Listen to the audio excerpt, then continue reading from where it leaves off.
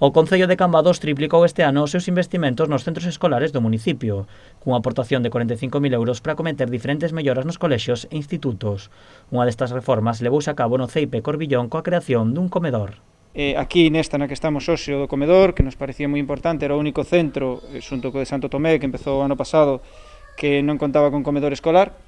Sabemos que a conciliación é moi importante para que os alumnos permanezcan no centro e para que non haxa fugas, digamos, hacia outros colexios ou incluso outras localidades veciñas.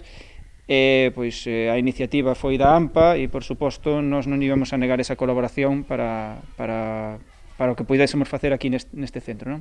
O Concello investiu 7.000 euros na renovación do teito e na instalación do mesado e de novas redes eléctricas e de fontanería.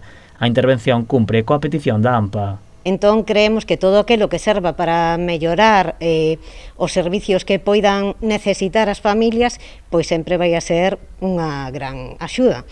Para os pais que necesiten pois dese servicio de comedor para poder facer conciliación cos seus traballos, consideramos que é algo moi importante. O comedor terá unha ocupación máxima para 35 alumnos, dos 95 cos que conta o centro, pero en caso de que fora necesario, habilitaríanse 2 quendas para acoller a todos os que o necesiten.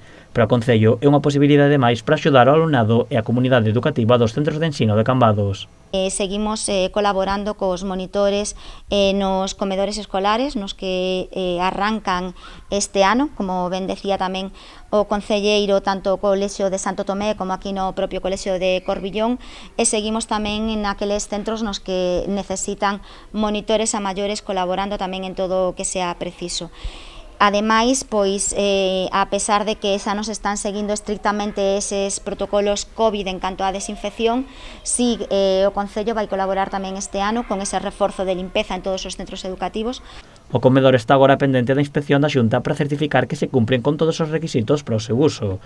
Unha vez certificado, será a propia Consellería a que se encargue de dotalo do mobiliario necesario. A previsión é que comece o seu funcionamento no segundo trimestre.